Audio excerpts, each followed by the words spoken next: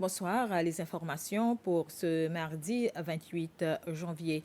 Le président Wavell Ramkalawan a démenti les attaques et les accusations de Patrick Hermini, président du United Seychelles. Au cours d'une conférence de presse ce matin, le président a répondu à ces accusations portées contre le ministre des Finances, Nadia Hassan, et le gouvernement. C'était dans un communiqué de presse. Monsieur Hermini a soulevé la question de la transparence, de la méritocratie et des conflits d'intérêts potentiels concernant les récentes nominations au sein du gouvernement et la vente de parts dans le nouveau banque. M. Armini a déclaré dans un communiqué que la décision du gouvernement de permettre aux principaux actionnaires de Kebelen Wireless d'acquérir des actions de Nouveau Banque, une banque d'État, au lieu de les attribuer au fonds de pension des Seychelles, soulève des inquiétudes quant à l'équité et à la distribution équitable des actifs nationaux.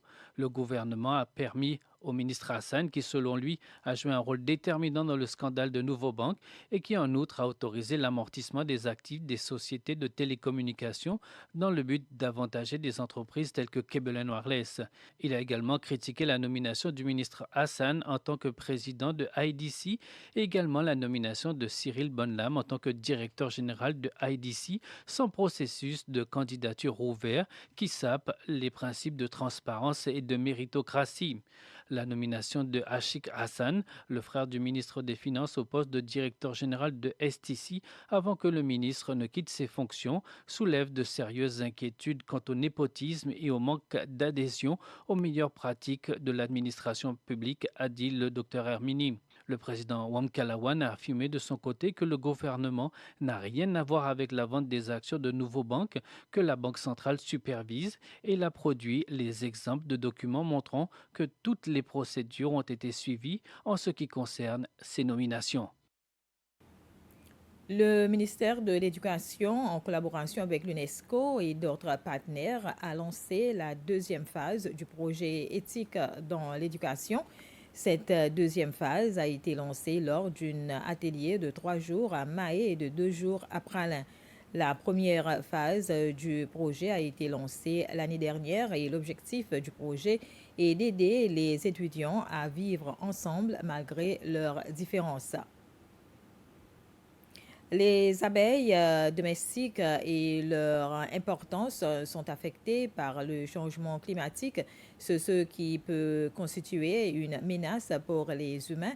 C'est ce qu'a fait ressortir l'apiculteur Norman Douglas qui vient de recevoir une subvention pour continuer à produire du miel. Selon les informations, cette espèce serait menacée par le changement climatique et l'utilisation de pesticides. Monsieur Degley encourage d'autres apiculteurs de continuer leur propre ruche car les abeilles peuvent jouer un rôle essentiel dans le maintien de la sécurité alimentaire.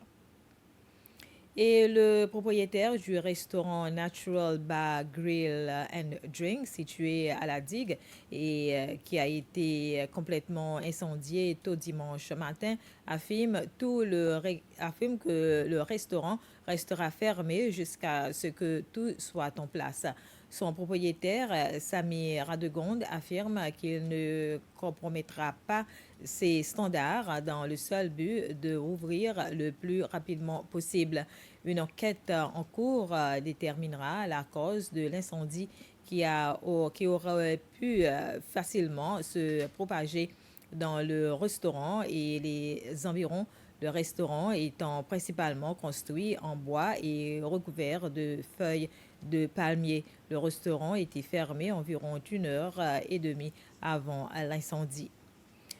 Voilà, c'était les informations. Bref, merci de votre attention.